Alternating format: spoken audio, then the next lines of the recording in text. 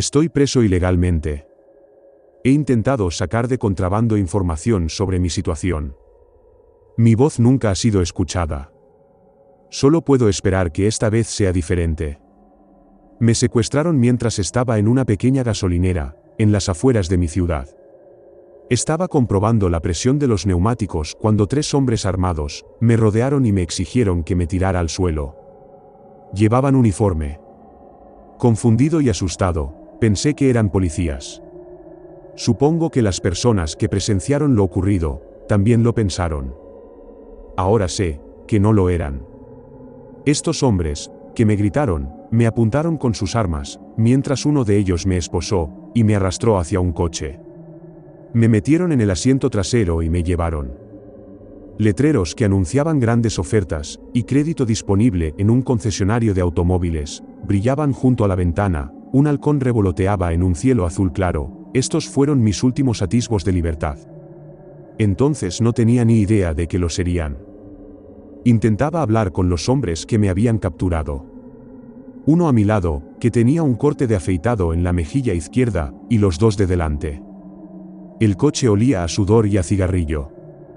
¿Qué he hecho mal?, le dije. ¿Por qué me has arrestado? El de la mejilla cortada sonrió ante esto. No te hemos detenido, dijo. Entonces, ¿por qué? Empecé a protestar. Me cortó con un golpe en el estómago. Me derrumbé, jadeando para respirar. Hay mucho más de eso disponible, dijo el mejilla cortada. Si sigues haciendo ruido. Uno de los hombres de delante se rió. El conductor. El hombre del asiento del copiloto dijo, enmascáralo. De alguna parte el de la mejilla cortada sacó un trozo de tela negra, lo bajó sobre mi cabeza. Empecé a luchar. Un segundo golpe en mi estómago terminó con eso. A ciegas, solo podía saber que seguíamos avanzando por el movimiento del coche. Traté de pensar. Me dije a mí mismo que todo esto era un horrible error. Que me llevarían a una comisaría, y allí podría hablar con un abogado y se aclararía este espantoso error. Ni siquiera iba a presentar cargos por la agresión que me habían hecho. Solo quería seguir con mi vida. Tenía 20 años y no era una gran vida la que tenía, pero era ambicioso y trabajador, y creía en el sueño nacional. Iba a hacer grandes cosas, ganar mucho dinero y acostarme con un montón de mujeres hermosas. Que era mi versión del sueño nacional. Hasta entonces, trabajaba por las noches en una tienda de conveniencia, y tomaba clases en la universidad durante el día. Había cambiado de curso varias veces. No conseguía decantarme por una asignatura que fuera adecuada para mí. Pero eso estaba bien. Ya llegaría. Ya había superado varios retos para llegar hasta aquí. Mi madre y mi padre murieron en un accidente de coche cuando yo tenía 9 años. Mi abuela había tomado las riendas conmigo entonces, lo mejor que pudo. Había fallecido el otoño anterior, y todavía la echaba de menos, incluso más que a mis padres, a los que culpaba de no estar conmigo. Como si hubieran elegido chocar contra la parte trasera de un camión averiado, en medio de una niebla helada. Ese día, en la parte trasera del coche, pensé en mi familia, y en una chica de mi clase de la universidad que estaba tan buena, que me hizo sentir débil. También pensé en mi coche. Me preocupaba que se lo fuese a llevar la grúa. Pensamientos inconexos y frenéticos. Me di cuenta de que estábamos reduciendo la velocidad, llegando a detenernos. Oí que se abría una de las puertas del coche y que me tiraban del brazo para sacarme. Con las manos todavía esposadas y encapuchado, me arrastraron y me llevaron durante un largo rato. Oí zumbidos, puertas que se cerraban, voces apagadas.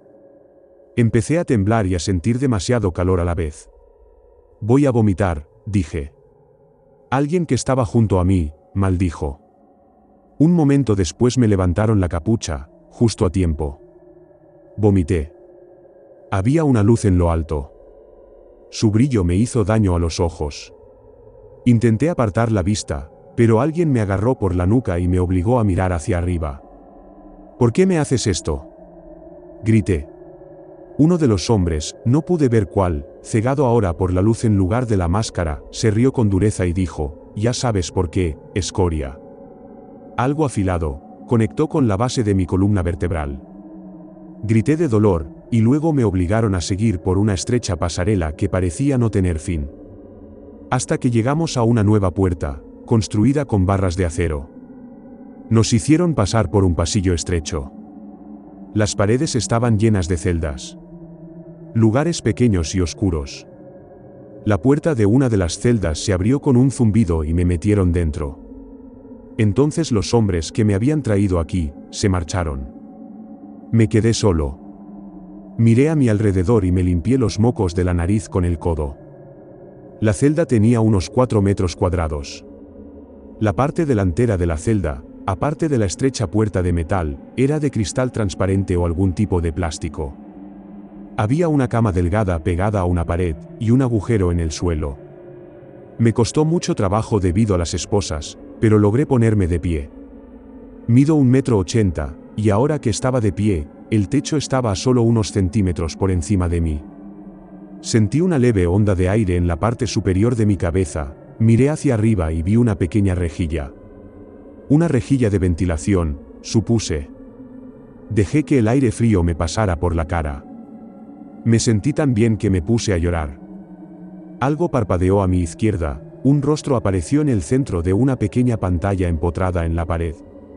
Era una mujer. Llevaba el pelo recogido y una blusa gris claro. Ponte cómodo. Su voz llegó a través de un altavoz, que estaba al lado de la pantalla. Ha habido un error, balbuceé. No he hecho nada malo. Consultó algo, un documento, tal vez, y luego dijo, usted ha conspirado para cometer un delito, que habría supuesto el más grave nivel de amenaza, para la seguridad nacional. Esto me sonó tan extraño, tan equivocado, que lo único que se me ocurrió decir fue, solo tengo 20 años, por el amor de Dios. Ella, no hizo caso a esto y continuó. Será detenido hasta que deje de ser un peligro para la buena gente de este país. La imagen se desvaneció. La pantalla volvió a ser un rectángulo opaco en la pared. No puedes hacerme esto, grité. No puedes. Empecé a dar patadas a la pantalla, perdí el equilibrio y acabé de nuevo en el suelo. No puedes, sollozaba y me ponía de lado. No puedes, dije una y otra vez. De alguna manera, debí quedarme dormido y me desperté sobresaltado. Una trampilla cerca de la base de la puerta se había abierto, y algo se estaba deslizando a través de ella.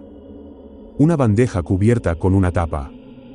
Pude ver a un hombre a través del frente de la celda transparente. Intenté sentarme. Mis brazos se acalambraron y grité, ayúdenme. Por favor. Aléjate de la puerta. La voz que se dirigió a mí, era fría y segura. No puedo levantarme, dije, escuchando ahora lo patético que sonaba, y odiándolo. Aléjate de la puerta, repitió el hombre.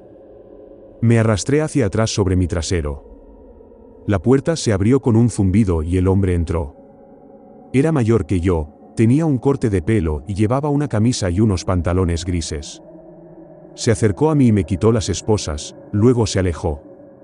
No he hecho nada malo, repetí. Me ignoró, salió de la celda y ya se estaba alejando cuando la puerta se cerró con un timbre. ¿Dónde estoy? Grité tras él. Tienes que decírmelo. Tengo derechos. Entonces creía en cosas. Creía que vivía en un país libre donde se nos garantizaba un trato justo. Un juicio, representado por un abogado, en un tribunal abierto. El derecho a hablar y ser escuchado.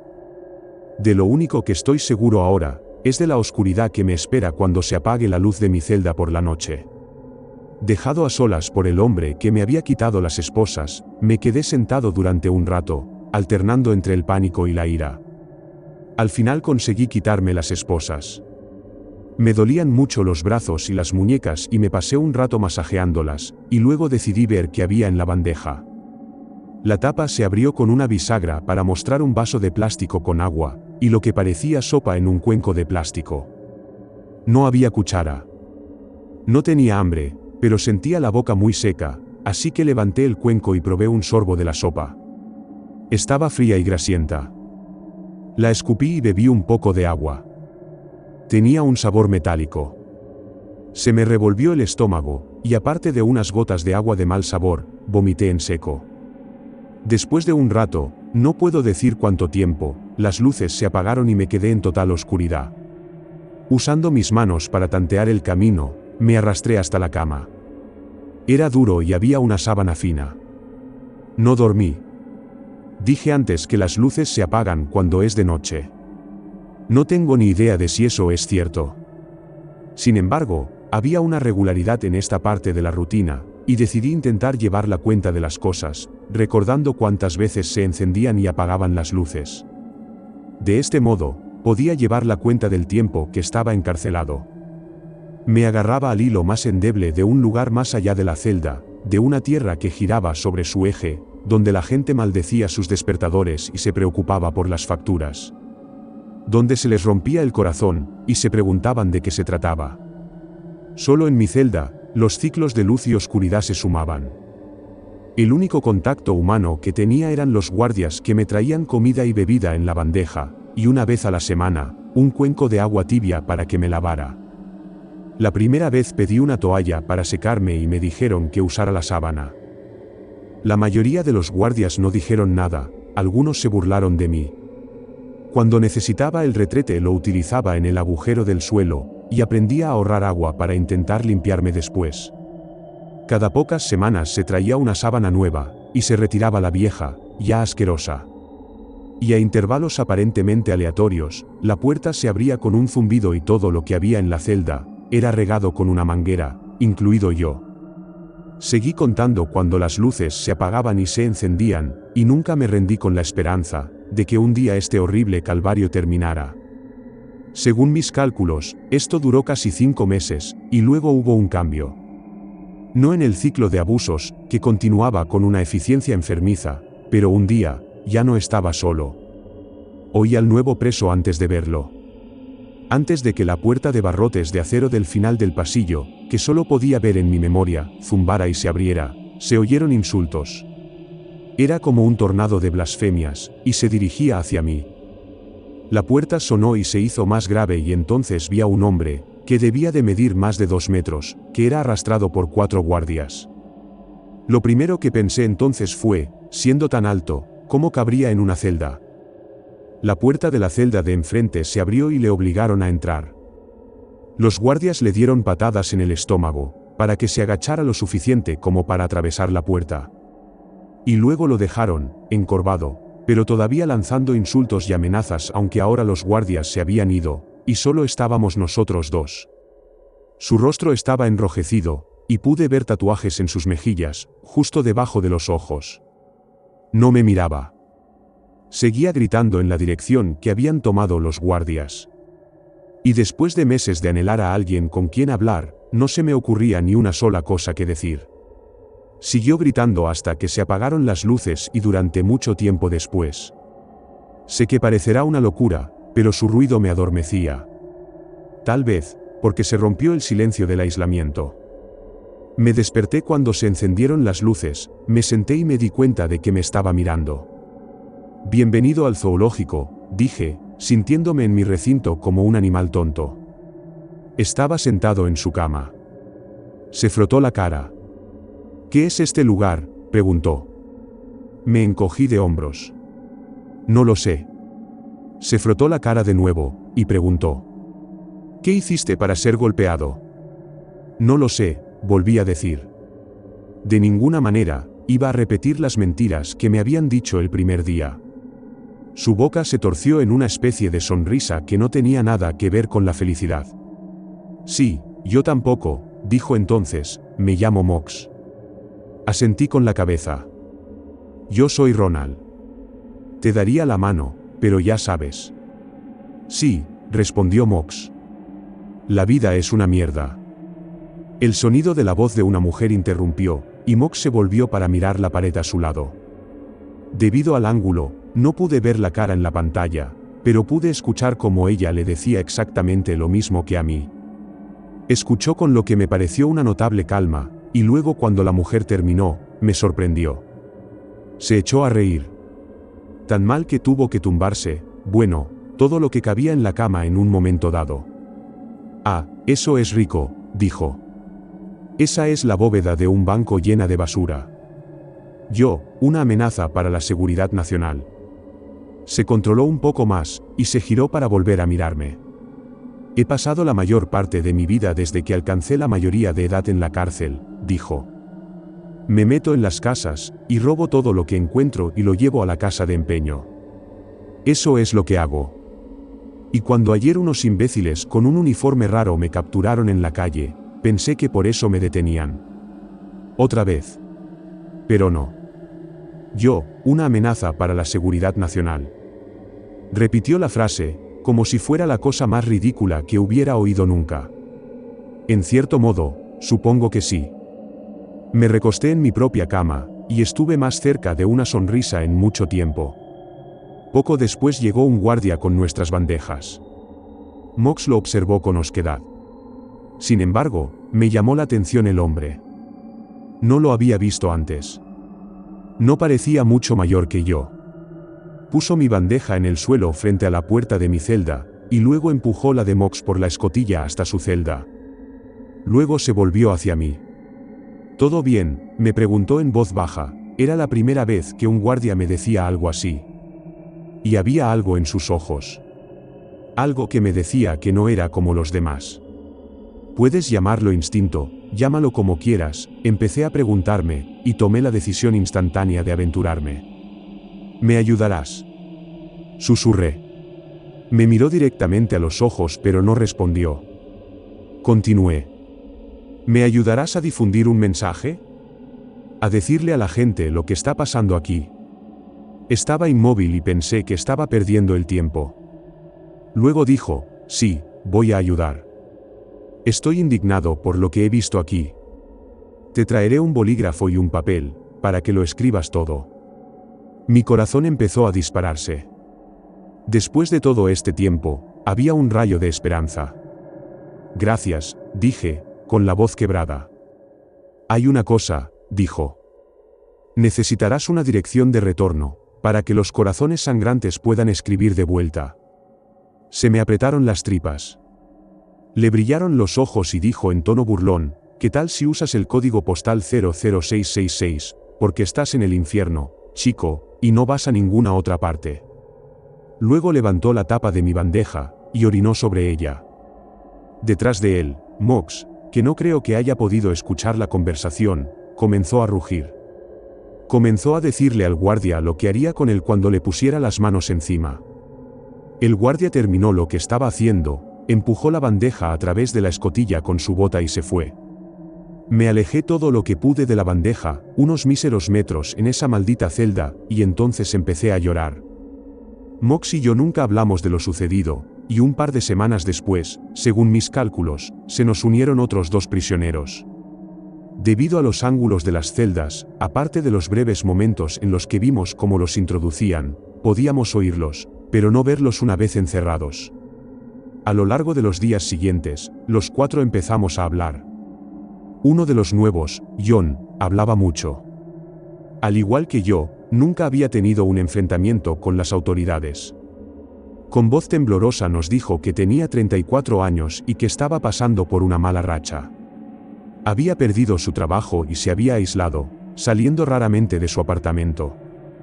Solo había cruzado a la tienda para gastar los pocos dólares que tenía, en artículos de primera necesidad cuando los hombres armados fueron a por él. El cuarto de nosotros, encarcelado tan injustamente, tan obscenamente, dijo que se llamaba Enrique. Como el maldito rey con todas las esposas, añadió.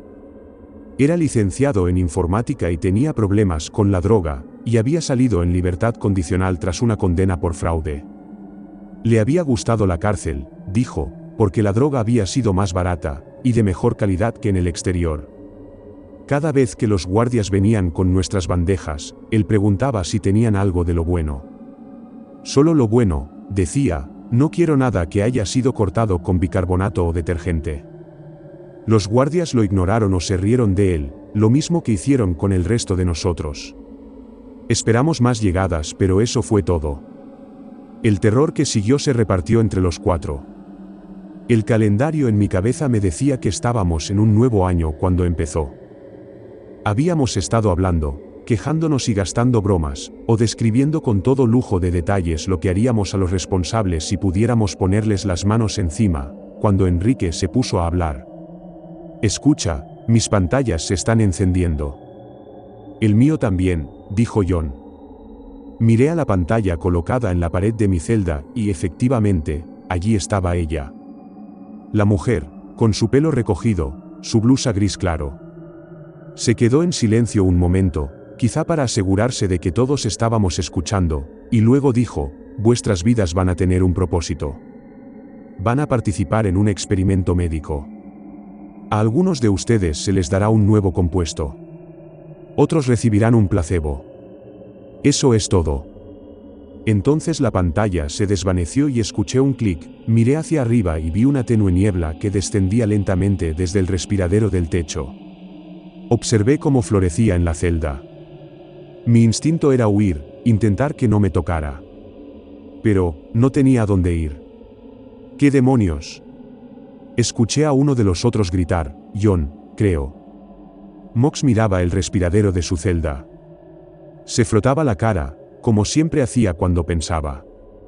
Había aprendido mucho sobre este hombre desde que estábamos presos juntos. Su padre y su tío le habían pegado, pero cuando llegó a la adolescencia ya era lo suficientemente grande, como para defenderse por sí mismo, y los había mandado a ambos al hospital, para luego simplemente salir por la puerta y vivir en la calle. Se había hecho los tatuajes la primera vez que estuvo en la cárcel. Puede que tenga un hijo propio, no estaba seguro, pero esperaba tenerlo, y un día estaba decidido a hablar con ellos, a decirles que siguieran un camino de vida diferente, al que él había tomado. Este hombre grande y desordenado, se sentó allí y observó cómo la niebla se posaba sobre él. «Huele un poco mal», dijo y se rió. «No me siento muy bien». Esto vino de Enrique. «Intenta mantenerte fuerte», dijo John.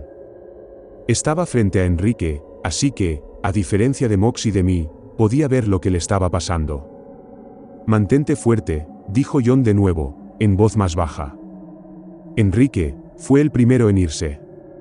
No era tan bueno con mi recuento mental de las horas como con los días, pero diría que habían pasado un par de horas cuando John empezó a gritar. «Enrique. Enrique, hombre. Despierta». «¿Qué pasa?», grité. «Enrique no se mueve», dijo John. Creo que está muerto». Pude oír que estaba empezando a llorar. John era un alma gentil, más gentil que el resto de nosotros. «Todo va a salir bien», le dije, tratando de tranquilizarlo, y pensé desesperadamente qué podía hacer. Sabía que no tenía sentido gritar para que los guardias vinieran a ayudar. Miré a Mox, con la esperanza de que juntos pudiéramos idear algo, pero él estaba inclinado hacia adelante, todavía sentado en su cama, con la cabeza caída sobre las rodillas, y sus brazos, sus manos, temblaban ligeramente. «Mox, ¿qué te sucede?», dije. «¿Qué pasa?». Nunca respondió y poco después murió. Lo sé, porque sus intestinos y su vejiga se soltaron, y después de eso hubo una terrible quietud en él. Esperaba que hubiera encontrado la paz. Juré vengarme de los que lo habían matado, y de Enrique. Esperé y escuché cómo mi corazón se aceleraba en mi pecho, y me pregunté cuándo me reuniría con ellos. Sin embargo, no fui el siguiente. John había estado llorando todo el tiempo y de repente gritó: «No». Y luego se quedó en silencio. Y una vez más me quedé solo. Las luces se apagaron. Pero los guardias no vinieron. Había 3 hombres muertos en las celdas. ¿Los guardias iban a dejarlos allí toda la noche? Me senté en la oscuridad. Sentí una tristeza y una rabia insoportables, estaba poseído por ambas. Cuando las luces volvieron a encenderse, mi pecho seguía moviéndose con cada respiración. De alguna manera, seguía vivo. Me habían dado el placebo. Miré a Mox. Su cadáver era una forma pálida en su celda. Era como si la muerte lo hubiera congelado en su lugar. «Amigo, descansa en paz», susurré. Y entonces vi. Su mano se movió. Su mano derecha. Me puse de pie y grité: «Mox. Estás vivo». Al oír mi voz, su cabeza se levantó lentamente, se volvió hacia mí, y cuando vi sus ojos, vi el vacío que había en ellos, una frialdad helada se extendió por mi cuerpo. Su boca se abrió. Parecía que intentaba hablar. Me quedé de pie, paralizado por el miedo, y miré fijamente. Intentaba hablar pero no le salían las palabras. Sus manos se flexionaron y comenzó a ponerse de pie. Su cuerpo, demasiado alto para la celda, pronto se torció, se encorvó, y aún así sus labios se movieron. Entonces, se rompió el silencio. Pude oír cómo se golpeaba algo contra las paredes de las celdas que no estaban a la vista. ¿Habían resucitado también John y Enrique? ¿No había sido la muerte el acto final de su torturada existencia? La cosa que había sido Mox, comenzó a golpear el frente de la celda transparente. Golpeaba cada vez más, y más fuerte. Después Slam. Su puño conectó con él, y luego con el otro. Una y otra vez. El ruido de los tres se acumuló a mi alrededor como una tormenta. He hablado de cómo me he cuidado de llevar la cuenta del tiempo. Cómo era una forma de aferrarme a una vida que solía tener. Una en la que pudiera caminar por la calle. Ir a tomar un café. Pensar en ir a tomar un café pero decidir que no podría molestarme. Pequeñas cosas estúpidas. Pequeñas cosas estúpidas que son preciosas más allá de las palabras para mí. Preciosas porque se han perdido. Según mis cálculos, han pasado 5 años desde que la niebla descendió de los respiraderos, y Mox, John y Enrique murieron, y luego se convirtieron. Sé que hay una palabra para esto, pero no quiero usarla, realmente no quiero usarla. Estuve más cerca de esos 3 hombres que de cualquier otro, salvo mi abuela que me crió. 3 hombres que se volvieron, no reconocibles como humanos. Tras la niebla, después de morir y resucitar, sus cuerpos se descomponían. Su piel se desprendió, su carne y sus músculos y los órganos que había debajo se pudrieron. Y aún así se enfurecieron, lanzándose contra las paredes de las celdas. Mox, golpeando y gritando en silencio. Los guardias vinieron eventualmente en los días posteriores al descenso de la niebla, pero muy pronto se retiraron, y se quedaron detrás de la puerta de barras de acero al final del pasillo. La puerta de mi celda se abrió definitivamente un rato después. Han pasado 5 años y ahora recojo la comida y la bebida de los guardias, a través de la puerta de acero. Puedo ver el asco en las caras de los guardias. Ya estoy insensibilizado ante el nauseabundo hedor que sale de las celdas, pero es evidente que ellos no lo están. No creo que sea solo asco por el olor. Creo que les repugna lo que se ha hecho aquí.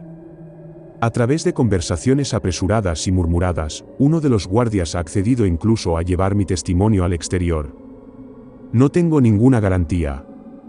Solo puedo esperar que quede suficiente decencia en el hombre en el que confío. Terminaré de escribir pronto y se lo entregaré. John y Enrique, a los que solo vislumbré brevemente cuando estaban vivos, mientras los arrastraban a sus celdas, son poco más que masas de carne y huesos rancios, que se retuercen en el suelo. Están muertos, para siempre. Y nunca estarán en paz. Siempre luchando, siempre en movimiento. Mox está más desvanecido que los otros 2. Su cuerpo está tan reducido que puedo ver dientes individuales, mechones de pelo, todo atrapado en la pútrida reunión de lo que ha sido su cadáver. Y hay más. En los últimos días, he visto un polvo que se levanta de sus restos. Elementos de él que ahora son más finos que una hebra de cabello, un fragmento de un diente individual. Elementos de él, que todavía están animados con la fuerza que hace que un hombre muerto se mueva. Y me quedo mirando cómo este polvo sigue subiendo, elevándose y arremolinándose, y miro hacia arriba donde está el respiradero en el techo y pienso. Sigue adelante. Sigue adelante, Mox. Porque, si el polvo llega al respiradero y lo atraviesa, y sale de la celda, entonces una parte de ti ha escapado. Una parte de ti es libre.